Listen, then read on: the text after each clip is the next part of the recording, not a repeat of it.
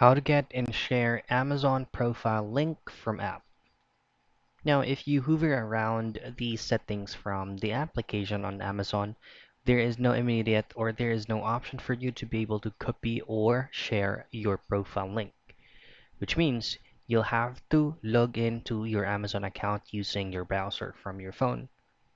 Now, once you're here, just log into your account and then just head directly to your account and lists.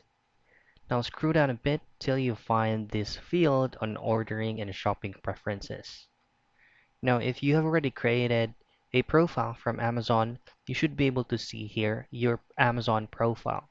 And by there, you can just easily copy your URL and then just simply sharing it to any person you want. Now, if that option is not available here, all you have to do is go to search Amazon and type in your Amazon profile. Choose on the very first result that says Amazon public profile, and then go to create content. Now choose whether if it's for review, for post, and idea list.